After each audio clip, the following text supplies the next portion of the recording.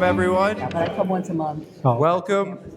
Thank you so much for joining us this afternoon for Class Matters, a spirited debate event on the demise of affirmative action and the demand to build real diversity in higher education. We're thrilled to have your participation here. Before we begin, please permit me a few notes of gratitude. First off, to the James Madison Program for co-sponsoring this event. It's been a privilege to work with Adam Thomas, Christy Johnson, Chanel Duke, Debbie Parker, and the many James Madison Program student fellows, and some of whom we have with us today. I'd also like to thank my colleagues at the University of Pennsylvania's Program for Research on Religion and Urban Civil Society, PRUX, as we call it, including John Peter DiUlio and Stephen Vaughn Lewis, who made the trip up from Philadelphia, and also my colleagues at the Collegium Institute for Catholic Thought and Culture, especially Quinn Moore, Mary Lee, and Maura Mimna Thibault, for administering this event on behalf of PRUX. My name is Dan Cheeley, and I'm the Executive Director of the PRUX program, as well as of Collegium. Last year, PRUX launched its Spirited Debate project in the context of our national problem of hyperpolarization, a problem that's reinforced and entrenched by our collective siloing. So that we disagree is not so much the problem, as that we increasingly refuse to engage personally with those with whom we disagree. The Spirited Debate Project summons serious engagement of religious tradition and religious community as a key part of that solution. With some 24 essays on religion, civil discourse, and democratic renewal in America, starting this past fall, our scholars aim to model robust but respectful disagreement with each other on the most polarizing issues today. And if you did not already, please consider yourself most welcome to pick up the first volume of Spirited Debate essays that are both here and outside the door. Many of you asked what you need to pay for them. There's a special deal right now. Right? You just walk out with it. Spirited Debate also offers 4-credit courses for students that help enhance their capacity to engage with religious and other philosophical traditions together on the most vexing human questions, those both perennial and contemporary to our political landscape. And finally, the project features public events and symposia, including this one tonight, on timely and often divisive topics that are often, for that reason, worth discussing openly together. I'm grateful to the PRUX faculty director, Professor John DiUlio, who unfortunately could not be with us today, but for bringing on board our star cast of speakers this evening to help us think through a challenging subject that relates to, yes, real diversity, but also to justice, as well as to the very mission of a university community. What is distinctively supposed to be happening here, such that we can identify all the forms of diversity that are conducive to that end? And finally, I'm grateful to the James Madison Program for hosting this Spirited Debate event here tonight, as well as to its faculty director and its great master of facilitating civil discourse, Professor Robert George, who will be moderating tonight's event and introducing our speakers. So with that, please join me in thanking our moderator, who needs no further introduction, Professor Robert George. Well, thank you, Dan. Thank you. It really is a very great pleasure to welcome all of you today to this Spirited Debate event. The Madison program, Dan, I should say, is honored to co-present with the new Spirited Debate initiative at the University of Pennsylvania's Program for Research on Religion and Urban Civil Society, PRUX, as Dan called it. It was a pleasure to work with all the folks at Spirited Debate to make this event happen, and I would like to specifically recognize the efforts of Dan Cheeley, my beloved former student, who's the executive director of Prux and of the Collegium Institute, and another one of my superstar students, John Peter DiIulio, Professor John Peter DiIulio, I'm now proud to say, faculty director of Prux. I just met Steve, and Steve, it's great to have you, and I thank you for your work as well. I now have the pleasure of introducing our very, very distinguished panelists. And I should say before doing that, that when we say spirited debate, we don't mean a formal Oxford-Cambridge type debate or the sort of thing that some of you maybe participated in high school or college. You won't get to vote on who wins, and I'm not going to sit here and have a bell to ring to cut people off or anything like that. What we're going to hear is three perspectives from deeply thoughtful, very well-informed scholars on a very controversial and difficult subject. We'll first be hearing from Richard D. Kahlenberg, who's Director of Housing Policy and Director of the American Identity Project at the Progressive Policy Institute. In addition to that, Rick is professorial lecturer at George Washington University's Trachtenberg School of Public Policy and Public Administration. He's the author or editor of some 19 books.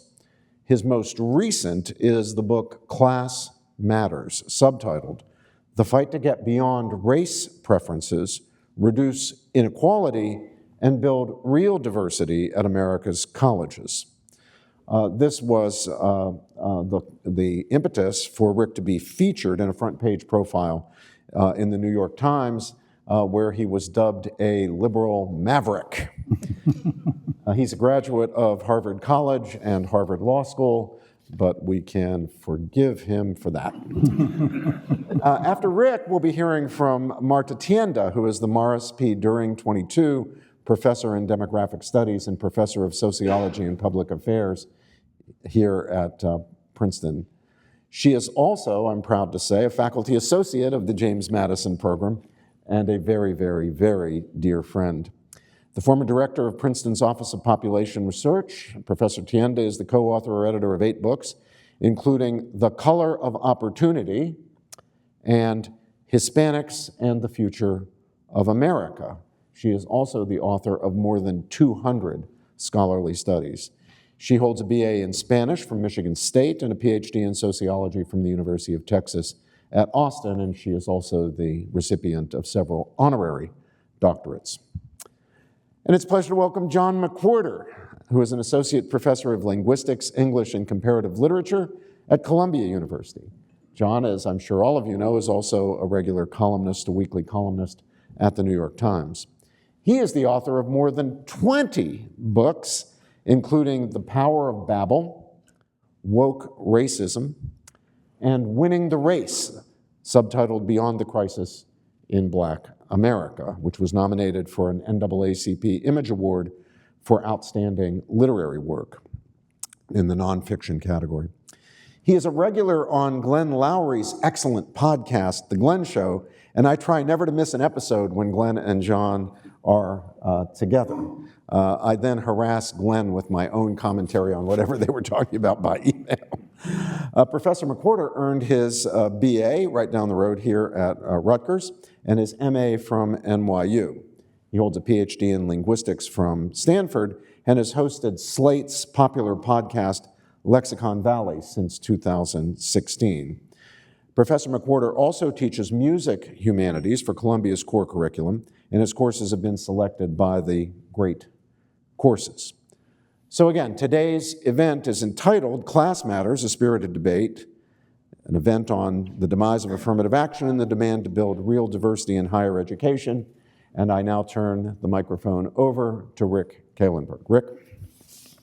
Great. Thank you so much, Robbie, for your introduction. It's a real honor to be on a panel with you and with my friends John and Marta, whom I respect an enormous amount. So I will mention that the John DiIulio, who put this all together, gets around.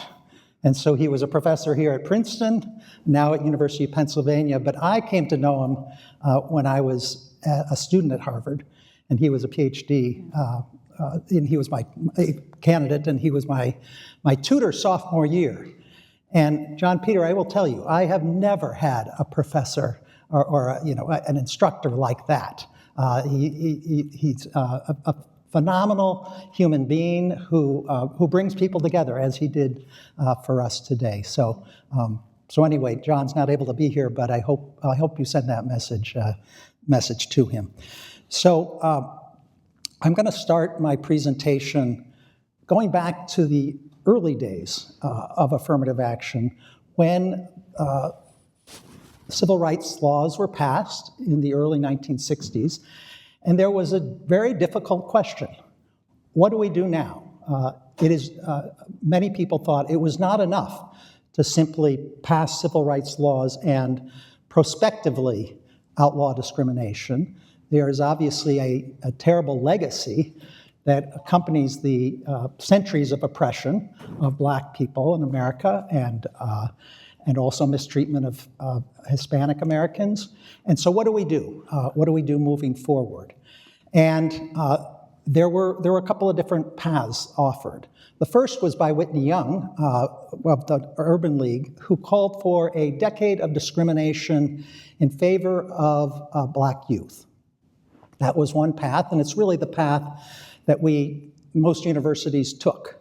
A system of racial preferences. It went on far longer than a decade, but that is one path. Then there was Dr. King, who argued we absolutely need to address our history of discrimination. He said in his book, Why We Can't Wait, the nation must not only radically readjust its attitude toward the Negro in the compelling present, but must incorporate some compensatory consideration for the handicaps he has inherited from the past. But interestingly, in that book, King did not call for a Bill of Rights for Black people specifically. Instead, he argued for a Bill of Rights for the disadvantaged, more generally. And I think he had three insights here. The first is that by having programs that benefit economically disadvantaged people of all races, that is a form of compensation for the past. It is precisely because of centuries of discrimination and oppression that Black people are disproportionately poor in American society. And so any program that benefits disadvantaged people will disproportionately benefit those who've suffered discrimination. At the same time, he knew that there are lots of unfairnesses in life, only one of which is the impact of racial discrimination. So in addition to discrimination, there's deprivation. And King argued, it is a simple matter of justice that America should be rescuing a large stratum of the forgotten white poor. So he didn't want this program to be racially exclusive. And the third argument, which may be particularly appealing for those on the political left, is that King was desperately trying to put together a multiracial coalition of working people and low-income people. His last campaign was for poor people of all races. And he knew that a racially explicit preference program would undermine that coalition. There's probably nothing better that you could do to alienate white working class people than to have a race-specific remedy. And so he wrote to his editor of Why We Can't Wait, "It is my opinion that many white workers whose economic condition is not that far removed from the economic condition of his Black brother will find it difficult to accept a Negro Bill of Rights." And so instead he was looking for affirmative action based on class. I got interested in this issue back in the early 1980s or mid 1980s when I was at Harvard and thinking about an era when Ronald Reagan was astride over American politics and looking for a better path. And I got very interested in the campaign of Robert Kennedy. Robert Kennedy Sr., I have to say these days. And in 1968, he did bring together a coalition of working people across racial lines, a remarkable coalition of Black and Hispanic voters, and also many white voters, working class white voters, who were also interested in George Wallace. and then some of whom had voted for George Wallace. So that was the coalition he brought together. And part of the reason he did is because he had this theory: I've come to the conclusion that poverty is closer to the root of the problem than color. Well, that was back in 1968. It is far truer today that race matters in American society, class matters a hell of a lot more. So if you look at Robert Putnam's research, over time, we've seen racial progress on a number of fronts. We're not to where we want to be, clearly, but the trajectory is moving in the right direction. Meanwhile, since the 1960s, when Kennedy was campaigning, we've seen a dramatic decline in economic equality. So the role of class has become more important. We can see that in terms of academic achievement. So Sean Reardon at Stanford looked at test scores over time, and it's important, these are the birth years of students, not the date at which the test was taken, the birth years. And it used to be that the black-white achievement gap was about twice as large as the achievement gap between rich and poor. Today that's flipped. And the gap between rich and poor is twice as large as the gap in test scores between white and black. Most Americans understand this basic reality that class matters more than race in American society in terms of opportunity. And so that's revealed in the public opinion polling. So this has been one of the most consistent findings over 3 decades, that essentially Americans support the idea of affirmative action based on economic need, and by 2 to 1 they oppose the use of race in college admissions. Barack Obama, when he was running for president, recognized this reality, and when asked whether his economically and educationally privileged black daughters deserved a preference in admissions, he gave the only politically acceptable answer that he could. No. He said, I think my daughters should be treated by admissions officers as folks who are pretty advantaged. I think that we should take into account white kids who've been disadvantaged and grown up in poverty and shown themselves to have what it takes to succeed. When Barack Obama was then elected, I was so excited. I'd written about this idea of class-based affirmative action. I went to his campaign folks, some senior officials, and I said, I've thought about this issue. I'd like to help. Let's make that transition go forward. And the answer I got back after a couple of weeks was, there is no way that Barack Obama is going to go against the interest groups in the Democratic Party. He cannot do that. And the phrase that resonated in my mind was, the courts are going to have to force him to do it. And so that's ultimately why I got involved as an expert witness in Students for Fair Admissions versus Harvard. I was an expert witness for the plaintiffs and who were challenging the use of race in admissions. I argued that racial diversity is very important to have on campus, but that you can achieve it through the use of socioeconomic status rather than race. It was unnecessary to use race. But as part of the discovery process, Harvard and the University of North Carolina, in a companion case, had to divulge all sorts of data about how their admissions processes worked. And it was fascinating to find out what matters, because every university will say, we have holistic admission, we have 40 different factors that matter, and that's technically true. But there's some factors that matter a lot more than others. So at Harvard, the biggest preference by far was for recruited athletes, who tend to be not what one might think, basketball or football, but boutique sports that wealthy white people play. We've got the crew team, the fencing team. We have the squash team. There's a whole array of teams that Harvard hosts and recruits athletes for. The second biggest preference was for African Americans, then legacy students, those whose parents attended the college. Faculty and staff dependents got a big preference. Hispanic students had a preference as well. Early action, which tends to be, again, advantaged students who know how to play the game and apply early, they get a preference. Way down the list were economically disadvantaged students. There was some preference provided, but it was much smaller than the other preferences.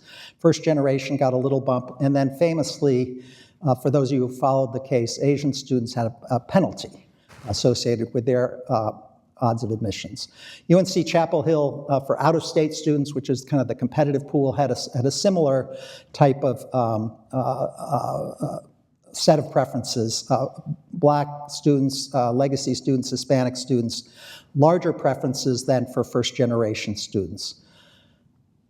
As a result, given these sets of preferences, we basically have, this overstates it only slightly, racially integrated and economically segregated institutions, elite institutions.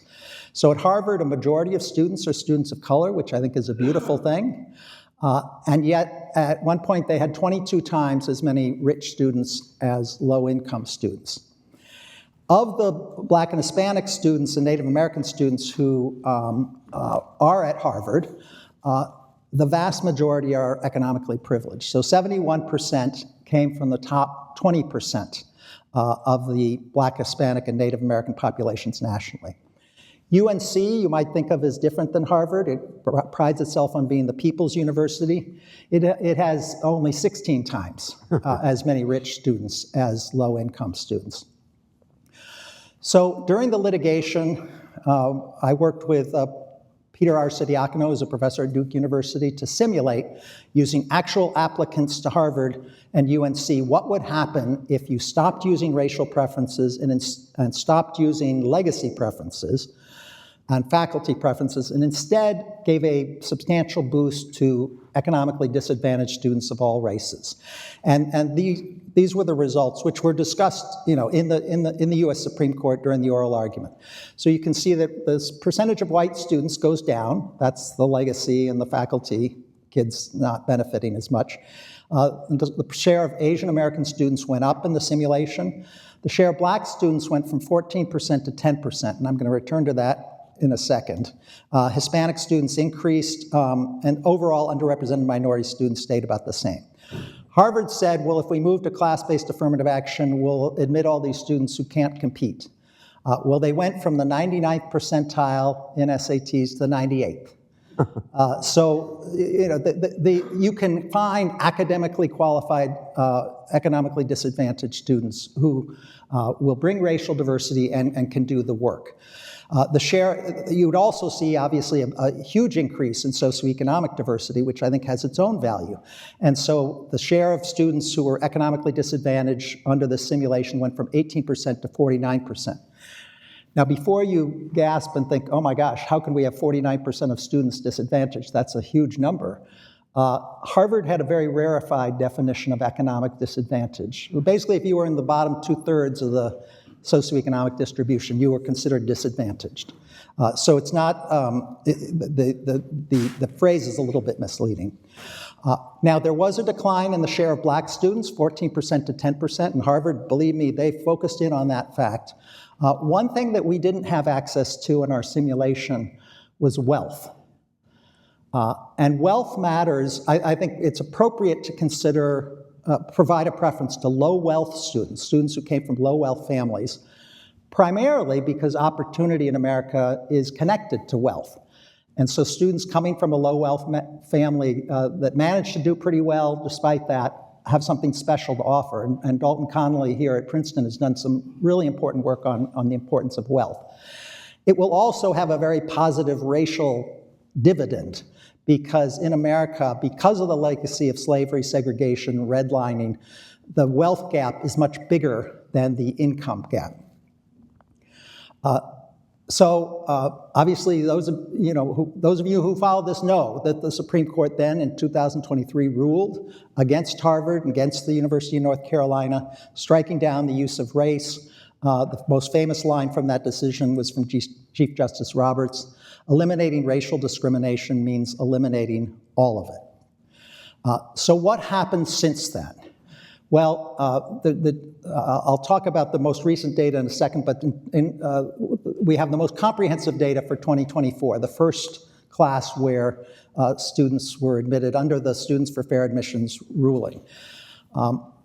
We saw an increase in socioeconomic diversity because universities had been bringing together rich kids of all colors and calling it a day. They couldn't use racial preferences to do that, so they did begin to adopt the socioeconomic approach. So over time, Harvard tripled the share of first-generation students. UNC announced that it was going to increase its financial aid program. During the litigation, they said one of the problems with economic affirmative action is they could never afford it. Lo and behold, within 2 weeks of the decision, they came up with the resources necessary to increase make their financial aid program much more generous. UVA, Duke, Yale, Dartmouth, and I should add here, Princeton, all saw increases in socioeconomic diversity. What was the effect on racial diversity? Well, this is a slide from Inside Higher Ed, which kind of looked at a number of selective colleges, including Princeton here. And you can see that there were some universities that tended to get a ton of press attention that did see dramatic declines. So MIT saw a dramatic decline, Amherst saw a dramatic decline in underrepresented minorities. But look at all these others that tended not to get nearly as much attention. UVA, Yale, Tufts, Princeton, Duke, Emory, UNC Chapel Hill, they're all within the range of the levels of diversity that they'd had in the past. We don't have much data from this year, but for this presentation, I did look at a couple of places. Princeton, unfortunately, did see a big decline this year. The share of black students fell from 9% to 5%, and they have done pretty well on socioeconomic diversity. So that may be a question of, are they using wealth in admissions, or are they using a less sophisticated definition of socioeconomic disadvantage? At Yale, by contrast, there was only a slight change in the share of black students. University of Pennsylvania did quite well. They actually increased the share of underrepresented minority students.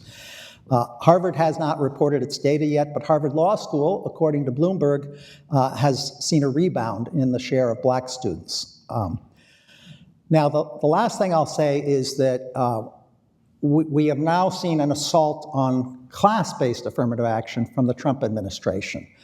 The U.S. Department of Education, or U.S. Department of Justice has said criteria like socioeconomic status, first-generation status, or geographic diversity must not be used if a university's goal is to further racial integration on campus. The good news from my perspective is the Trump administration doesn't have the final word. The courts will have the final word on what's acceptable. And the U.S. Supreme Court has been very clear that using alternative race-neutral means like economic or geographic affirmative action is perfectly legal. Indeed, Justice Gorsuch, no flaming liberal, cited my testimony and the fact that Harvard could achieve racial diversity by providing a tip to socioeconomically disadvantaged students and getting rid of some of the unfair preferences for legacies and faculty children. That doesn't sound like he thinks this path is unconstitutional. That was in the Students for Fair Admissions decision. And twice, some conservatives, with the Pacific Legal Foundation, have tried to get the Supreme Court to take this next step and say that economic affirmative action, geographic affirmative action is what they call proxy discrimination and is just as bad as racial preferences. And the Supreme Court both times has declined to take that case, one involving Thomas Jefferson High School, a selective magnet school in Virginia, another involving the Boston exam schools like Boston Latin and others. Now, a decision not to take a case doesn't have any precedential value, but the dissents in these cases, the dissents in the denial of certiorari, so the denial of the decision not to take the cases, the dissents were just furious. Justice Alito clearly thought something significant had just happened when the court denied taking those cases. So closing thoughts.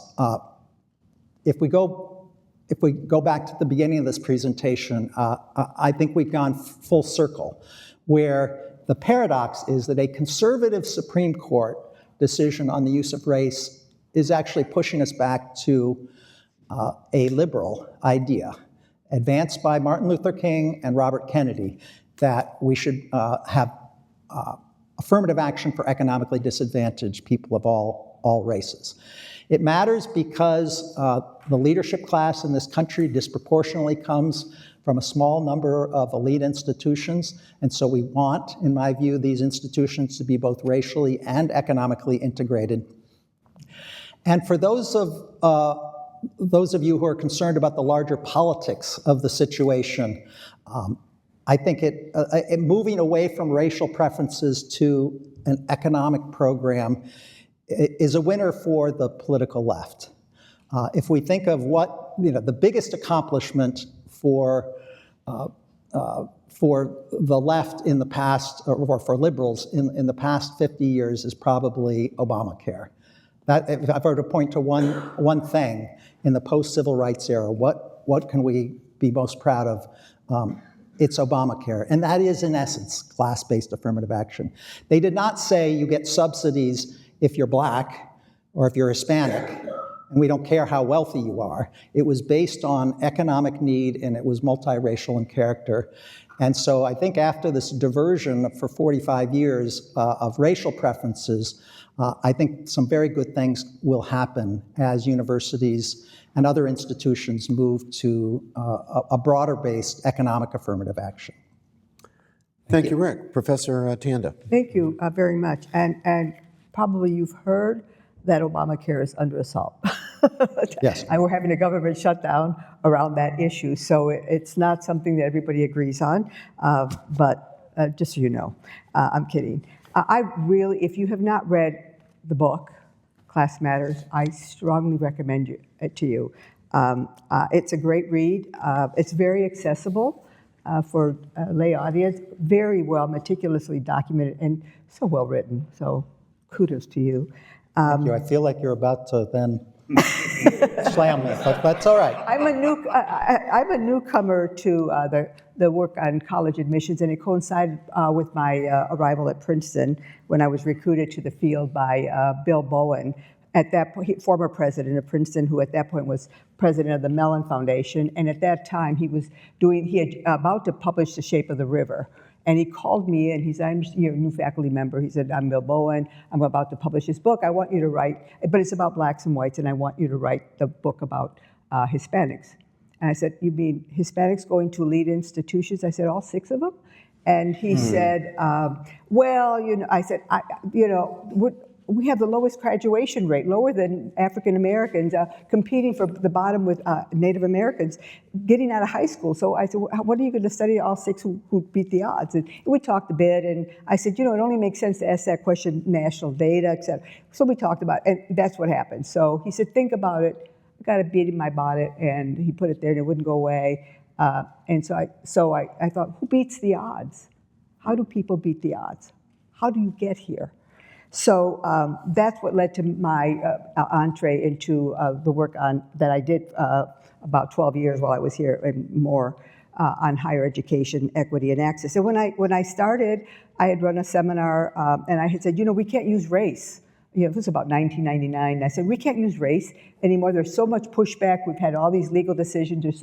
And somebody said, well, what's the alternative? I said, I don't know. We got to figure it out. So that's where I started, and now that's where I also am going to end. That's where I am now, for different reasons, for a whole bunch of work I've done.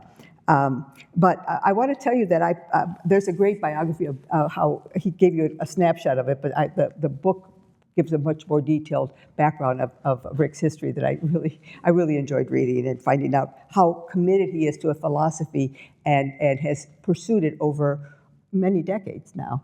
But I personify Rick's ideal SES admit. I am the person you want in college. I'm a first generation before that was a thing. My parents have less than primary school education, and we were really poor. Economic affirmative action for college.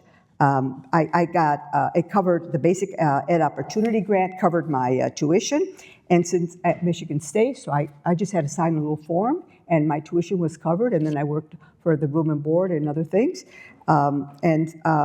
Since I attended, MSU tuition has increased fourfold in real terms. All right? I also won the birth lottery.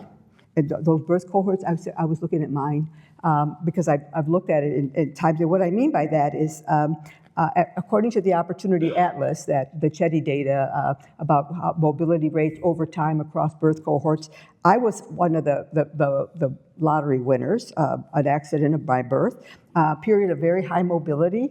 You can figure out my age. I'm already retired, so it doesn't take a big demographic calculation.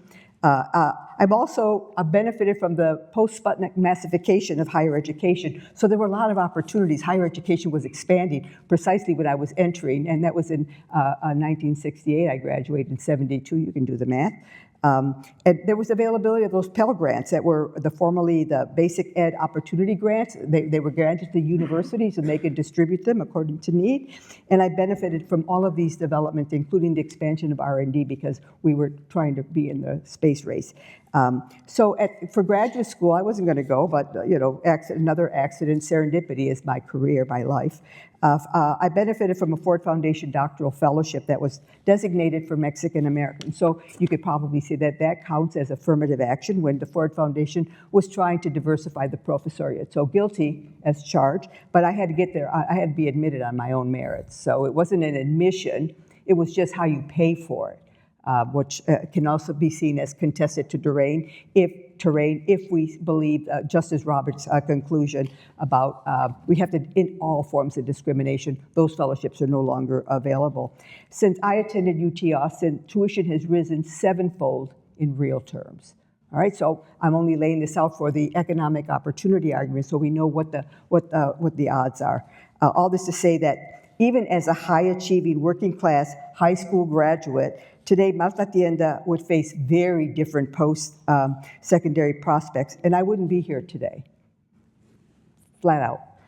The funds for the Pell Grants have been decreased, and new restrictions on eligibility, by the way.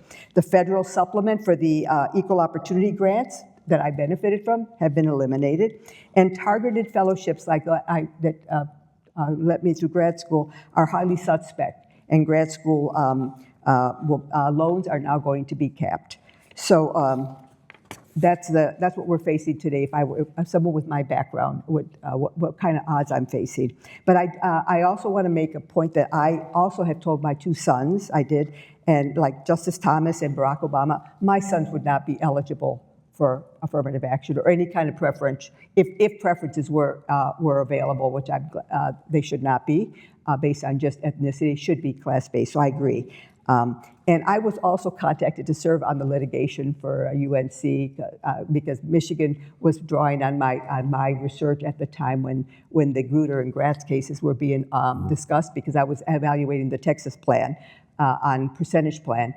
So they were drawing on my early results at the time, but I declined to participate in the UNC litigation for the university, and that's because at that point I was a skeptic about whether this was whether this was really a viable strategy. So I did learn a lot from your book, the monograph, that you chronicle this social and legal history, not just the decisions and the nuance of the court deliberation since Bakke. And what I had not appreciated is how many slots. I knew about legacy admits, I knew about athletes, I knew about faculty children, I knew about donors, but I didn't know collectively how much it added up to in terms of slots that were actually taken from the zero sum. This is the maximum carrying capacity of the university at this time. So that to me was a revelation. And even though I had access to administrative data for many universities in Texas, nobody ever revealed that kind of information. Administrative data, the lawyers get that stuff through depositions and through discovery, but no researcher is going to be handed over such detail unless you're sued. So that's how you can do it. So it was a real eye-opener to me. So much to your credit, Rick, you never, ever wavered on your vision for this multiracial working class coalition. And you were armed with highly nuanced data to pursue this study. And to conclude, I think correctly, very convincing case with the evidence that you presented here and more detail in the book, that preferences were the cheap way to diversify campuses, giving all these preferences that nobody wanted to talk about. And Bill Bowen tells me how he wrote in one of his books about he tried to eliminate the wrestling team at Princeton, and that did not go well. The alumni were all over him, and we still have a wrestling team. But I made a similar argument about using preferences as a cheap way, but from a different angle to diversify campuses. And I wrote an article with my colleague Sigal Alon, The Shifting Meritocracy, and we showed that the reliance on the SAT scores for both admission and college rankings, which increase selectivity of colleges, right? You increase the ranking, you increase selectivity, and that spiral. Those two factors working in concert increase the need for preferences over time. So the SAT, which was we eliminated during COVID, we put it back. Some universities have tried to take it away, others have not. That's been the other element in the room.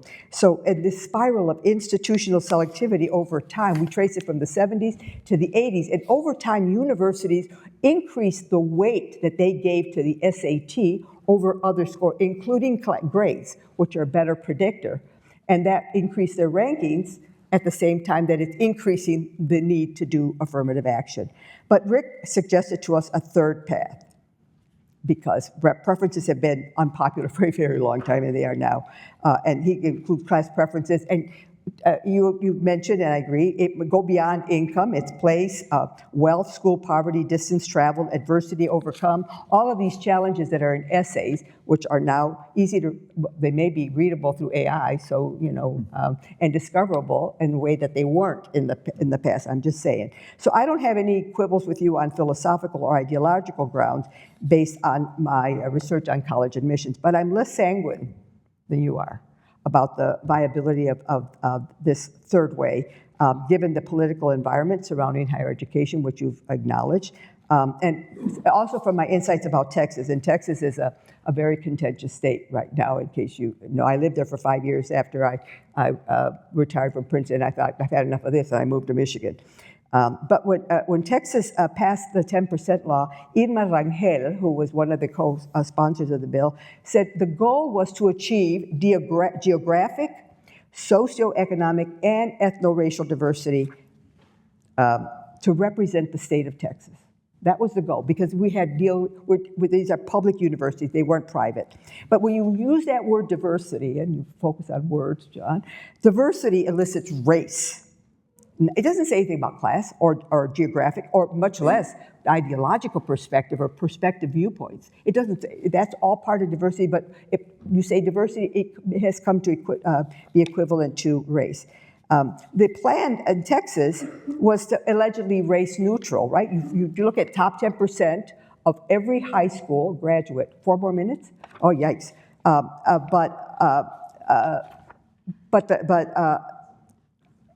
That was uniform admission, but it was really only successful because it capitalized on segregation, even though it pretended to be neutral. So what it did was it shifted the debate from racial preferences to school quality about who deserves to be admitted. Those students in the top 10% from those poor high schools do not count. They should not be admitted because they're not equivalent to the students from the more competitive high schools. So the arguments basically focused on who is not admissible, and that was contested terrain. So it didn't really, the class story was not recommended. It was not what was driving this debate. It was about who deserves, who doesn't deserve. So now the school quality doesn't deserve it. It turns out that we showed that even though students from those poor high schools, the top 10%, they actually outperformed students from other top 10% students with test scores 200 to 300 points higher. So even in the race-neutral story, the SAT has become one of the instruments of exclusion, even though that was not what it was designed to do. And it is actually that backstory that's fueling these debates. So over time, and you focus on trying to do recruitment, over time we looked at it, nobody studies it, who doesn't apply. There were schools in Texas where the kids 4 years out didn't even know about the top 10% law that had been in effect for that time. But we looked at the applicant pool, and it did not change over 10 years, either under affirmative action, no plan, or the top 10% plan. The actual applicant pool was uniform by class, so it didn't budge. And yeah, we can make financial aid a goal, but not everybody has Princeton's resources. And yes, UNC and Harvard pwned it up, but they were sued. So yes, they came up with financial aid in 2 weeks, as you say. But you do have to be sued. And the question is, with all the litigation, would we rather spend that on financial aid rather than litigating with lawyers and doing the right thing? Whether that will be possible, I think that SES preferences. Well, we mentioned that. I think the word preferences itself elicits all kinds of consternation. So whatever the adjective is, may in fact not encourage people to want to support SES preferences. They preferred over affirmative action, but when you say preferences, and I learned from talking to parents and giving presentations in Texas, as long as my kid gets in, you can keep this plan. But if it's keeping my kid out, I'm against it. So at the end of the day, it's about whether, is it going to benefit me or is it not going to benefit me? I will close. The timing, your recommendations, I wish they had come much sooner because I think the country would have been more ready than they are today. But I will stop out with a provocative question about the elephant in the room, and that is whether diversity is still a compelling state interest, and whether universities actually sought to reap the benefits of a diverse student body when preferences were permitted. They brag about the composition of their college campus, but are we really doing what we need to do to capitalize on diversity? And I would argue, no, we're not. And that was what led me to get to know Robbie George when I read about you teaching with Cornell West in that article. And I reached out, I said, we gotta be doing more of this. And we became friends. Because I feel that universities have lost their way and have not capitalized on diversity and made it the compelling state interest that was the driving force behind these decisions since Bakke. So I'll stop. Thank you very much, Professor Tienda. Professor McWhorter. Well, on the elephant in the room, I have something to say about that. But first, I will repeat what Marta said. If you haven't read Class Matters, you should. It is eminently readable. It is a masterpiece of argumentation. Very much get to it. Bring it to the beach. But the elephant is that when we talk about racial preferences, what it is, after we get past all of these extremely, as Marta was saying, euphemistic words like diversity, affirmative preferences, et cetera, what we mean is it just, is it urgent for a sophisticated society to admit mostly Black and Latino students with, brace yourself, lowered standards? Now, maybe we could call that changed standards, but really, in terms of the numerical aspects of it, the question starting in the mid-60s was, would it be good to lower standards in order to have more brown students in our university? Now, if I had been there at the time, I would have said yes. I would have been in pure agreement with Whitney Young that standards needed to be lowered for people who had been through what being Black was then, what being Latino was then. Black was close to synonymous with being poor in the mid-1960s. I would have said really more than 10 years, 20, definitely. We need to do something different.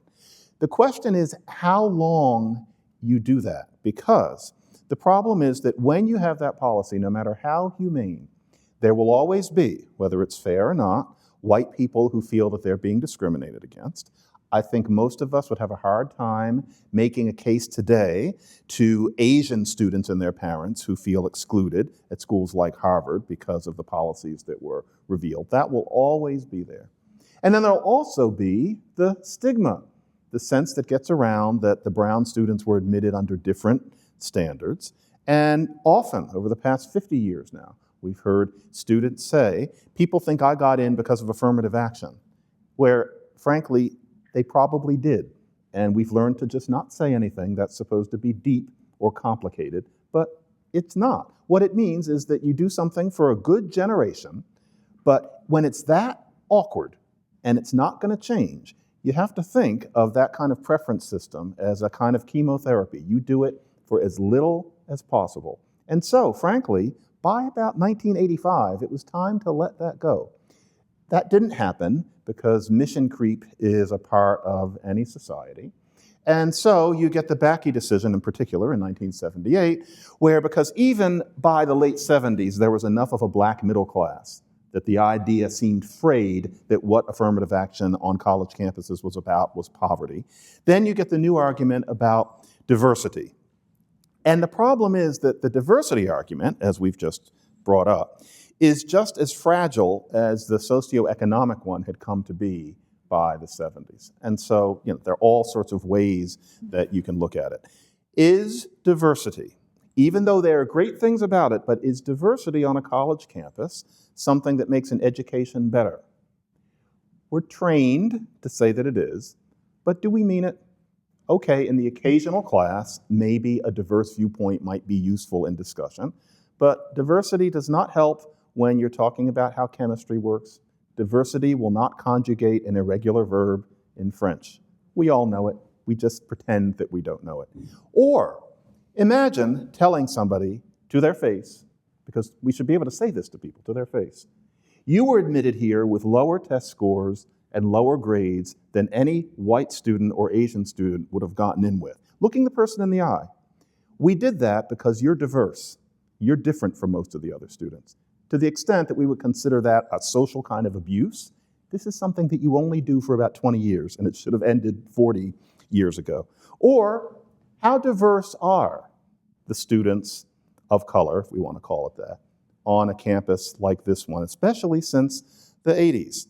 So we're talking about diversity, but most of them come from middle class or even affluent families, and that's at every single selective school. And so, what's the diversity? And you might try to wrap your mind around certain subtle cultural aspects, but really, a great line that you hear out on the hustings about this from very earnest, well-meaning white people is, I want my children to have experience with black people when they're in college. And I've sometimes asked, okay, what is it that you want to learn about us? What is it? And to the extent that you never get an answer, it's obvious that something needed to be done for about 20 years, but not permanently. Diversity has always been a very fragile argument. And there's a lot of work that makes it clear that the argument really doesn't work in itself. I suggest a book that didn't get around much. It was published by a very small publisher. It was written by a lawyer named Larry Purdy. It was called Getting Under the Skin of Affirmative Action. And he is a Republican who is against it, but he's also sane, and he will introduce you to things that, frankly, the mainstream media, which I write for, but still the mainstream media would never let you know about. So, diversity. Yet, the idea was, 2 years ago, when the Supreme Court made what I thought was the right decision, that a really terrible thing had happened.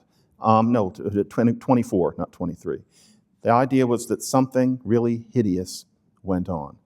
And I think it's because we are trained, as especially educated blue Americans, to think that the idea of submitting a black or a Latino student to truly severe and pitiless competition is a tort somehow, that it's unsophisticated, that certainly we're not going to do that, no matter how much sense a Richard Kahlenberg or a Marta Tienda makes, no matter how logical they are. We certainly aren't going to expect a black or a Latino student to really do really well on the SAT, to have really incredible grades. But the problem is that comes from places that we don't intend. Supposedly, it's because racism exists in society. Now, we have to talk about what kinds, but there are so many kinds that we talk about, and so societal racism and all of the different kinds. Institutional, it's there. So, because there's racism, because a black person might have certain experiences, I have had certain experiences every now and then in my life. Because of that, you can't actually submit these students to the kind of competition that you submit white and Asian students to. Now, the problem with this is, well, it's bifurcated. Within, for example, the black community, I can certainly say that once a person grows up under that assumption, and now we've had multiple generations growing up under that assumption, an idea kicks in that it's part of being really black to not do extremely well on those things. That if you do that well on those things, there's probably something a little wrong with you. You don't really belong with us because that's a white and Asian thing to be that much of a nerd. It can't help but settle in because you've got this culture. I learned when I was about 10 that there was something called affirmative action, which meant that as a black kid, I didn't have to work quite as hard in school as all the white kids around me because I would be chosen because I was a pretty color. I knew and I thought. I cultivated my hobbies. I made sure to be a good A-, B+ student, but I knew that that was all I needed to do, and I was absolutely right. That is unideal. I should not have been evaluated under those sorts of policies by 1985. And remember that affirmative action isn't something that you apply for. You are looked at through that lens no matter what you do, no matter where you go. You can't avoid it. But the question is how long you do it. Agree. And so there's that part. Then the other part is that out in general society, the idea that you're a good person by supposing that black people and Latino people are not supposed to try as hard as others when it comes to qualifying for things like an admission to a top school, it becomes, and I know this is completely unintended, it's not intentional, but it becomes a kind of racism. It's a kind of diminishment. And it has come to bother me more now that I have a 10 and a 13-year-old. And it's funny, I said in one forum, with Dalton Connolly, actually back in the late aughts, I said, when I have a little girl, it will sicken me if she is evaluated on the basis of the color of her skin. I don't know how I knew I was going to have a girl then, but I did. There were 2 since. And now they are real people. And I blanch at the thought of anybody reading any application of theirs. You know, they're living in perfect affluence. They are about as diverse as Cool Whip. They are human beings. For anybody to say, we want to bring Dahlia and Vanessa McWhorter to this campus because they will diverse it up, no, it's time to let this go. This was great for about 20 years, and ever since then, it's been a thorn. And therefore, the idea of basing admissions on the idea that you lower standards some, and let's call it for what it is, admit according to lowered standards people who have suffered disadvantage, and plenty of those will be brown, but then you also bring in white ones, which has been an injustice that we weren't doing this for a very, very long time. I got in at the tail end of when Berkeley started using socioeconomics rather than race, supposedly, and I served on some admissions committees, and nothing felt righter to me than that now we were also looking at what you might call the coal miner's daughter, as opposed to admitting black Canadian students because they're brown and diverse when they were really just like everybody else. All of that was just the year before. And of course, I was considered a bad person for not wanting things to go back to the way they were, but I don't think I was. And I was really happy with the Supreme Court's decision, and I think that Richard Kahlenberg is today the quintessence of progressive in making strong, rigorous arguments that we need to go back to changing standards because of life conditions and not because of melanin. No more preferences for the son of a black lawyer and a doctor. That doesn't make sense. It's time to make it about what you have faced and to admit that there are an awful lot of black and Latino people in 2025 where preferences doesn't make any sense. And finally, something that people worry about in a very humane sense is that if we don't lower standards and have a certain amount, I'm not sure how the amount is arrived at, a certain amount, a certain percentage of, for example, black students on a campus, then we are denying them access to the heights of society, to the connections that they need to succeed. I'm unaware of any argument that really makes that case. And more to the point, what we don't hear about enough is that to the extent that, say, 4% fewer black students are admitted here than were the year before, it's not Yale or jail. Those students went somewhere else, and it was probably a perfectly suitable somewhere else in the UC system. After 1995, the kids who would have been admitted to Berkeley and UCLA went to schools like Santa Cruz and UC Davis. And I dare anyone to say that those are terrible schools. They are wonderful schools. And I'm not sure that anybody who went to Santa Cruz would say 10 years later, because I went there instead of Berkeley, I wasn't chosen to do this, that, or the other thing. I could never have done it. I would have to have gone to Berkeley or UCLA. And I'll say one more time, I'm not expressing any kind of wisdom. We all know this. It's just that with this issue, we are trained as smart people to evade the truth and to mumble certain niceties. That's the way you show that you are a moral person. It's time for that to stop. I'm done. Okay, thank you, John. Well, thank you, panelists.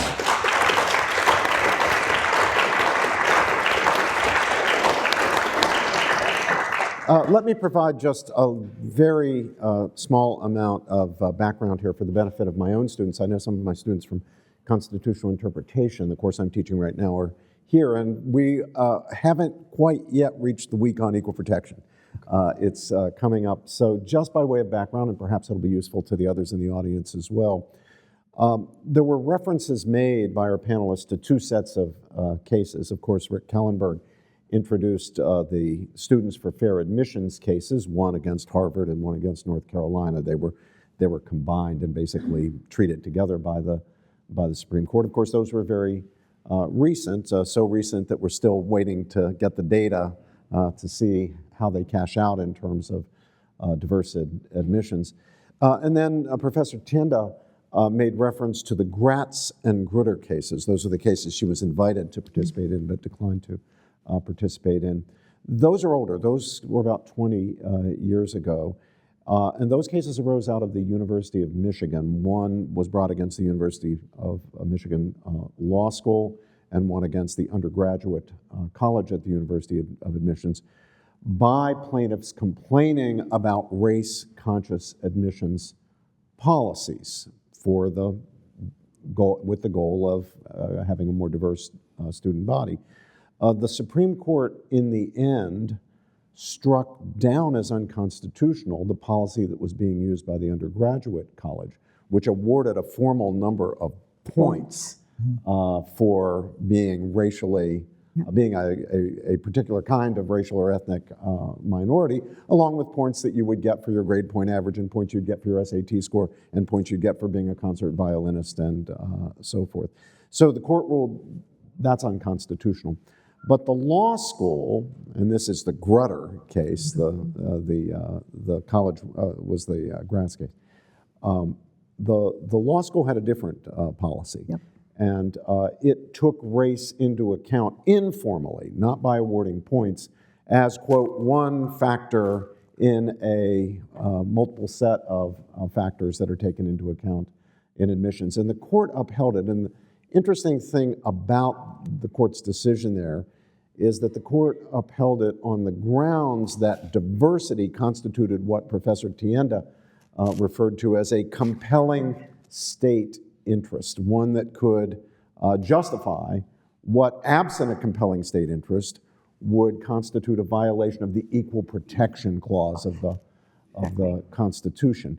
And what I found interesting about that, I'll say to my colleagues up here, what I found interesting about that is that if you take that seriously, the benefit being conferred by the race-conscious policies, by the preferences, by the affirmative action, is being conferred not on the student who gets the preference, it's being conferred on everybody else who allegedly benefits from the diverse students being part of the mix, getting to mix with them, what John McWhorter was talking about there toward the end of his remarks. So, Rick, I do completely understand the educational benefit, what we all get as part of a community from viewpoint diversity, maybe not with chemistry, as Professor McWhorter pointed out, but certainly in the areas I teach in political theory, in ethics, in religious studies, in literature, in economics, and other areas. But skin color just by itself or ethnic background just by itself what's the benefit to all of us of that? Well, I think I'd say a couple of things. I agree in chemistry class, maybe it's not particularly salient. I think of a law school class I was in where we were discussing interactions with the police, and a number of black students got up and spoke about their experiences. So while I agree with you, John, that it's deeply uncomfortable to say, we need racial diversity so that white people like me can learn about about the experiences that black people go through. That's deeply uncomfortable. And at the same time, I think there is some benefit to having people with different life experiences, and race is a piece of that. I don't think that justifies racial preferences, and that's why I prefer a system that's fair. But I do think, just to get make sure we have that distinction clear in everyone's mind. Yes, you're opposed to using race as a criterion, giving a preference based on race, but you're not opposed to the goal of having a racially diverse class, yes, or college or university. But you think that the proper way to get to the goal is with class-based affirmative action. That's right. But that looks, certainly to the critics, like you're just trying to get around the prohibition on racial preferences. Yeah. So I mean, my sense is that John was pushing that pretty hard. Right, and I would be an unusual person to be accused of that, given that I testified, in court to bring down the racial preference regime. So it's not as if I wanted to see a fundamental shift in how students were admitted, and so the subset of Black and Hispanic students who will benefit from affirmative action will be entirely different than under class-based affirmative action than race-based. So there's a substantive difference, and poor white students will benefit in a way that they never did. Oh, I got that for sure. Yeah. Yeah, I got that. Being from West Virginia and being a coal miner's, two coal miners' grandsons, I do get that. But I then wonder why you would treat race or racial diversity as a goal. Wouldn't the goal be we want a diversity of perspectives, which means we need people who have different kinds of experiences, and the coal miner's daughter or the coal miner's grandson or whatever is going to bring those in the same way that a disadvantaged Black student would bring it, but maybe an advantaged Black student, maybe, he had this encounter with the police once, but it's probably going to be a lot more like the white kids from his class. And so I'm going to agree with you that socioeconomic diversity brings its own benefits to the classroom discussion, apart from racial diversity. So I'm not trying to reverse engineer a certain racial result by using a different criteria. I think there's substantive differences, and it's important to have ideological diversity on campus as well. And people have said, well, how on earth are you going to do that? Are you going to give, preferences to Republican, students who've been in the Republican club or something? I think class preferences actually will bring about more ideological diversity. Given the diploma divide in this country, where working class people used to be the core constituents of the Democratic Party, that is no longer true. There are working class people of all races now, increasingly of all races and ethnicities, are leaning Republican. And so if you provide a preference to economically disadvantaged students of all races, you are more likely to have culturally conservative students at least who've grown up in culturally conservative backgrounds, who don't think it's crazy to treat religion with respect. That will naturally, I think, bring about some ideological diversity. So I think all these elements of diversity are important. The reason in my slides, I focus on racial diversity is my experience especially on college campuses, is that's the That's the thing everyone's interested in. And so I think it's important to show that it is possible to have racial diversity, obviously much more economic diversity, and more ideological diversity through class-based affirmative action. Robert, can I Yeah, interject please, something? John. Richard, I completely know what you're saying, especially about the cops. That is something that would definitely interest a lot of especially black men in a discussion of that. However, I would submit that that is a particularly hot button issue, and I'm just throwing this other thing in, which is that there are a great many, admittedly journalistic, but true to life accounts of black college students, I don't know about law school students, I genuinely don't, but black college students saying they don't like having to represent the diverse view in class. And then you think to yourself, but wasn't affirmative action supposed to be about diversity? And you kind of look over the person's shoulder. And I can attest, and my attesting is not science, but I remember being the diverse kid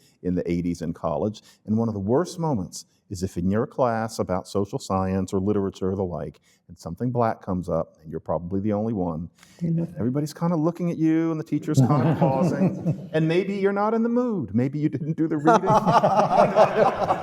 and yet you're just kind of stuck. So I'm just throwing that into the hopper, but I understand completely what you're talking about. That's a legitimate point. But I think that's fair, and to your point about when we should have eliminated, I'm not sure that I would come up with the same dates, but I don't know on what basis you come up with it, because my data doesn't necessarily align. But the question that the Justice O'Connor, in her decision, she did say, "I hope we don't have to do this 25 years from now." That was sort of taking, this is only going to go on for 25 years. That was not the really important part of her decision. It was about the leadership class. That you want to make sure that you have a leadership class that can actually problem solve differently. So I will take a little bit of issue with the idea that you're going to get, even in a chemistry, you go to a corporate sector, and I've served on corporate board, and many other boards, and problem solving does differ when you have people with different experiences. You can come up with a different answer precisely because of your experience. So there are many cases up in the applied world, and all of the signatories at the amicus briefs that supported the decision, the arguments in the Grutter and the Gratz cases, were making that case, and the military did as well, that you do need to have a leadership that's diverse. But the point of how it reverberates on individuals. So can you ever unshackle yourself? I mean, I carried this cross for a long time. The only reason you got the job at Wisconsin, which was a really good job, I've had really great jobs, is because you're a woman and you're a minority. The only reason you got early tenure is because you're a woman and minority. People like you, we don't expect the same thing from you. They don't say that to me now. And at one point I was lecturing, and I said, I used to be a minority, but I'm not any longer. And you should have seen the reaction. When did you stop being a minority? Was literally the question. And I said, if you have to ask that, you don't get it. You don't get it. Because it is possible that's what education is about, to actually experience social mobility so that you can then become part of the leadership class or do whatever it is that you do. But if you're going to be shackled, and by the way, I can pass. Oh, you don't look like one. But many can't. Many of us cannot. Many Latinos, most cannot. So that's where it gets really complicated. But I will say that I have had some of the most memorable teaching experiences with diverse classes, where the students were learning from each other because their expectations of what they were doing and what they actually did and what they thought they would be doing led to very interesting conversations. And using readings from Latinos in Princeton and represented in the Princeton here on campus and the newspapers over time and the town topics, and seeing how there's been an evolution and change, the students really benefited from that because they were then refracting on their own backgrounds and the kinds of assumptions that they had made about each other. And they were learning, and I was learning from them, and it was absolutely magnificent, and they paid me to be a professor for the class, But that's what it's supposed to be. But what actually happens is this self-segregation, and echo chambers, because we focus on visible diversities, and what really matters are the invisible diversities. It isn't when Robbie George teaches his class with Cornel West. Yeah, you can see that they're really different. But that, especially when you wear your white suit, as in that picture in your summer suit, with Cornell with all his black garb in the middle of the summer. But it is what goes on about your ideas and how you interact. That's what you learn, because I don't know about you, but I've never learned anything from people who think just like me. And that's what we have to be cultivating at universities, and that is my main frustration and why I wrote an article, Diversity is not equal to inclusion. And that's supposed to be the goal, which we are not doing through learning from each other, and that's what we ought to be doing. So corporate sector, everybody has their affinity groups, but they're all a bunch of people like themselves. Well, what's that about? That's mini segregation, and it is unproductive. And that's what frustrates me. Marta, I just learned something very interesting that illustrates your point about change very well.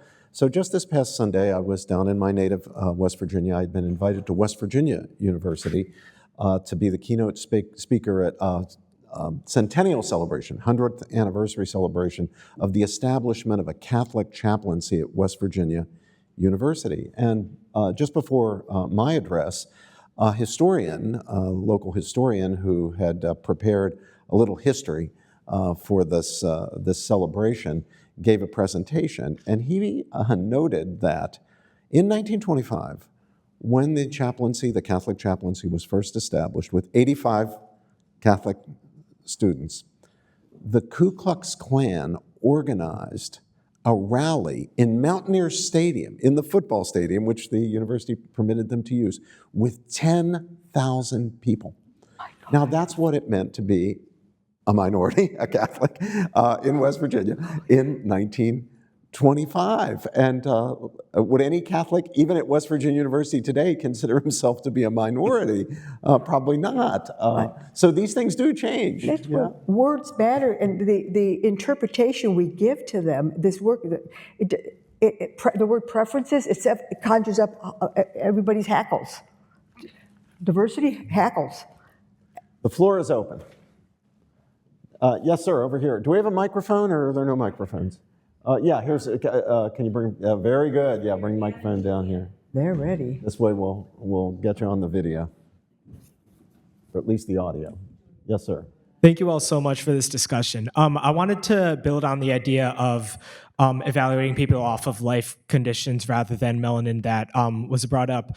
And my question is, how much do you think this is an issue of our societal definition of merit, where we prize the magnitude of someone's successes rather than how much they've grown and how much they've created with their life circumstances? Okay, Rick? Yeah, I think the issue of merit is deeply woven into the American idea. It's important. I use the term true merit to recognize what you're talking about, that it's not just your SAT scores and your grades. It's what obstacles you overcame to achieve that record. I'm astonished, though, on elite campuses, the concept of merit is seen as a smokescreen for power, and that has no merit. There was a recent address that President Trump gave to the members of Congress. It wasn't a State of the Union address, but it was an address earlier this year, I think it was. And Trump got up and he thanked the Supreme Court for the students' for fair admissions decision. And he said, "We have to be for merit." And all the Republicans stood up and cheered. And the Democrats sat there glumly. That was a bad moment for Democrats. I agree. The country believes in merit. Those who are on the center left should argue for merit. It's just a certain definition of merit that recognizes that distance traveled matters as well as where someone... So overcoming obstacles, that kind, yeah. Could we move over here for, yeah, all the way up. I'm so sorry to make you run up to the top, but there we go. I got a lot for this. Okay. Yes, you So do. my question is specifically about extra time for test students with disability. So given that extra time and access to stimulants are granted through medical diagnoses, can this system then create like a class and race-based medical meritocracy where students with greater means and access to these diagnoses or medical exemptions might get an advantage over equally capable or qualified peers? That's already happened. That's exactly the And situation. specifically, I read some of your stuff about software, and you said that software itself cannot be discriminatory. But in this Yes, I system, did write that, the timing for a computer-based test is directly software controlled.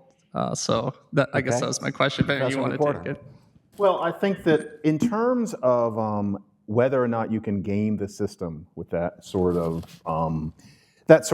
permissiveness, with the fact that you can fill out a form and therefore get extra time, and that the number of people who get that extra time has exponentially exploded over about the past 20 years, to the point that, with all due sympathy for problems that people might have, it's clear to me that some people are gaming the system. No question about it. That has become a kind of injustice. The point about software and racism was more specific, and it was about what we call racism, whether it has agency, not whether something can have an effect that is different from one race to another. So I think we're talking about two different things.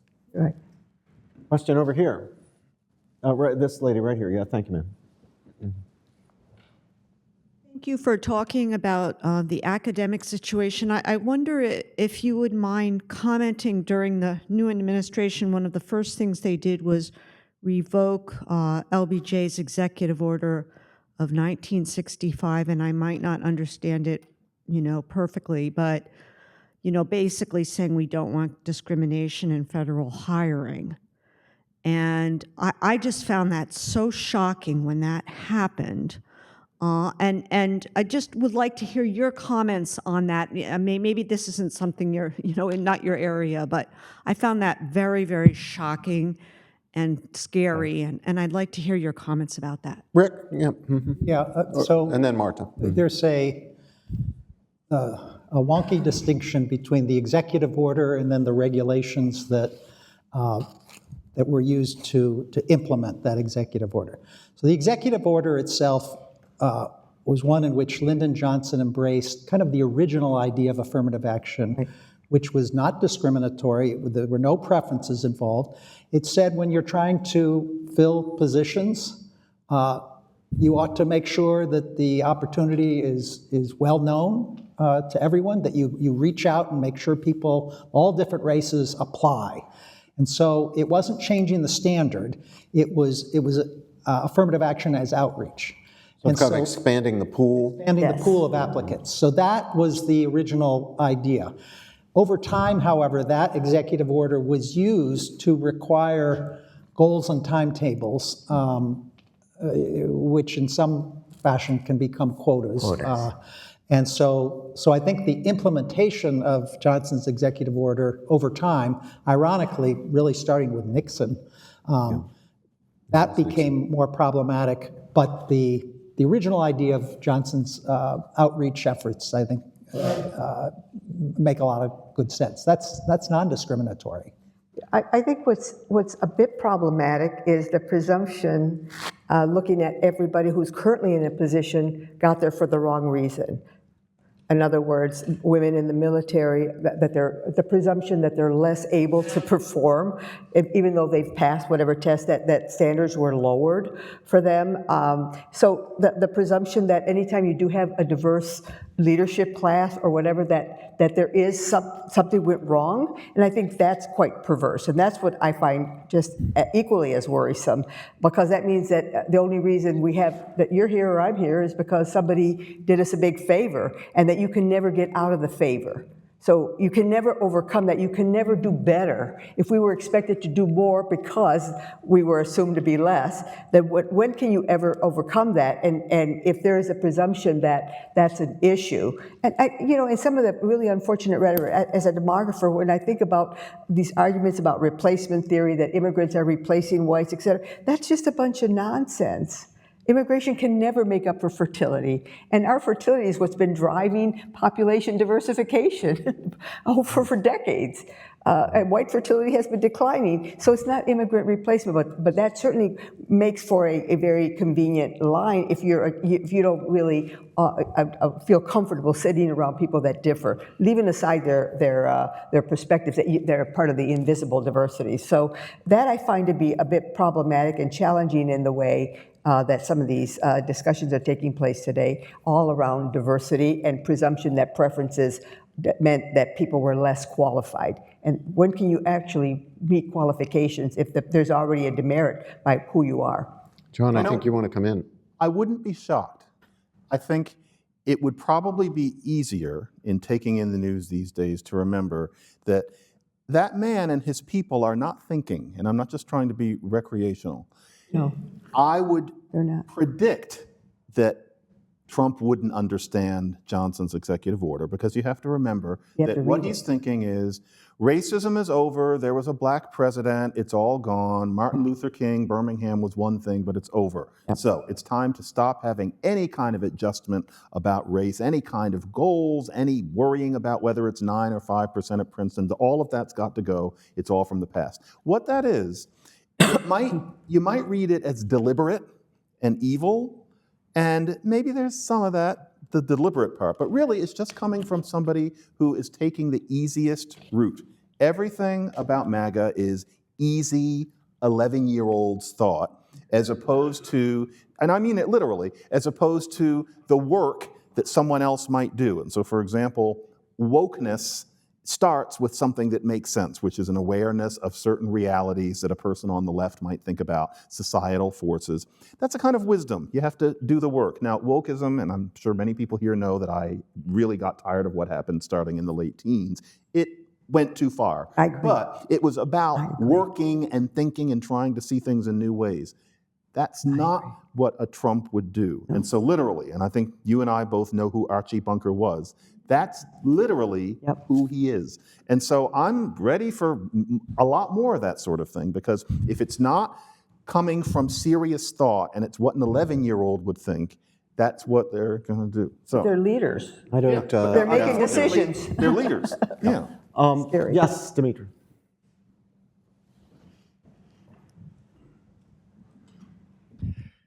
Thank you all so much for this great panel.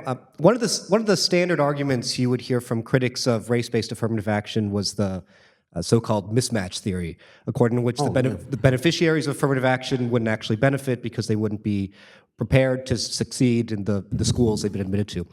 So I'm curious if you think there is empirical evidence or merit behind that argument, and then I'm curious if you think... I wrote an article about that called the mismatch hypothesis, so we debunked it. Okay, well, the question was going to be, I'm curious if you thought that doing class-based affirmative action would run into the same kind of dangers. But if it's irrelevant, then well, maybe it'll be newly relevant for this one. It depends how big the preference is. It is true that you can conceive of a system where they were giving massive preferences to low-income students to the point where they would not succeed, or they'd be unlikely to succeed. I'm not for that. I don't think anyone should be for placing students in a position where they are unlikely to flourish. That's not doing anyone any favor. But the argument used by elite universities was that even more modest preferences was going to result in mismatch. I mean, there was a huge irony here, because they've been arguing for, as you did, Marta, against mismatch in the racial context, and yet Harvard and University of North Carolina said, well, if we move to class-based affirmative action, students will be unprepared. And so far that has not happened, and one of the great things about your research, Marta, was on University of Texas, was that the kids in the top 10% of the high schools, in even the poorest schools, ended up doing quite well at UT Austin. And frankly, I didn't know whether that would be true. It was an empirical question. Yeah. We're completely ignoring SAT scores. Students received a mediocre education. Would they do well? And at least at UT Austin, they did. And that's the meaning of the data that I presented about Harvard, that if you have a lot of students who are economically disadvantaged in this new hypothetical class, and still the average SAT score is at the 98th percentile, I don't think there's going to be much mismatch. But our match was based on national data. So usually you look at one institution. Within institutional data, you say, oh, Latinos and blacks are less likely to graduate than whites at Princeton.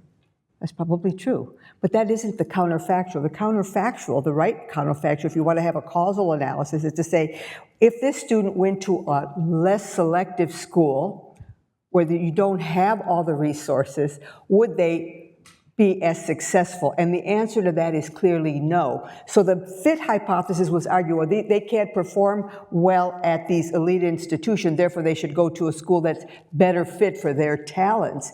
And the answer is, we know as educators, if you raise that bar, those kids rise, especially when you have the social supports and academic supports that you provide at these kinds of selective institutions. So that's the comparison, and that's where the literature got all messed up. So, but we don't want to admit young people to go through the revolving door.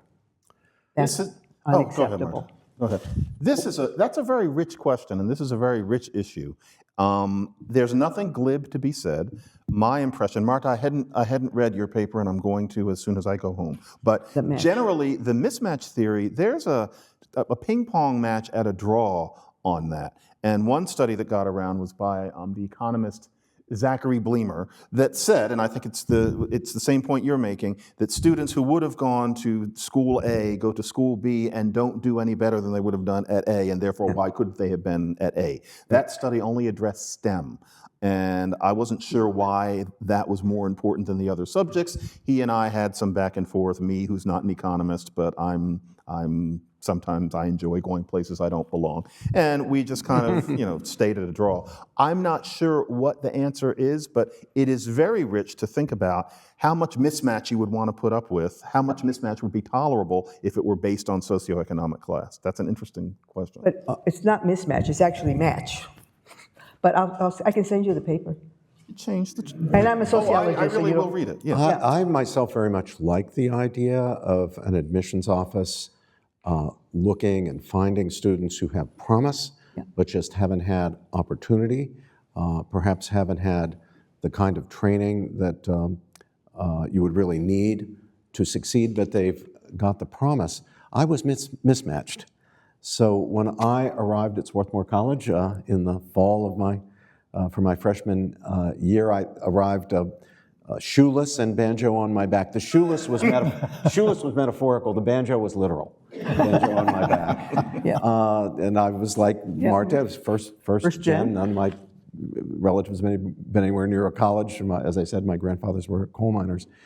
And I found that I was in way over my head. And it was not at all clear to me through that first semester and almost the entire year whether I was going to make it or whether I should go back to West Virginia University in my home state, where my friends were and people who had been educated in the way that I was, and where I was quite confident that I could succeed and get a college degree. The question was, could I make it at a place like Swarthmore? And that was very uncertain.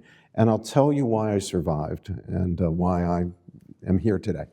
And that was, there was no formal college program to deal with kids who had promise, but were disadvantaged in this way.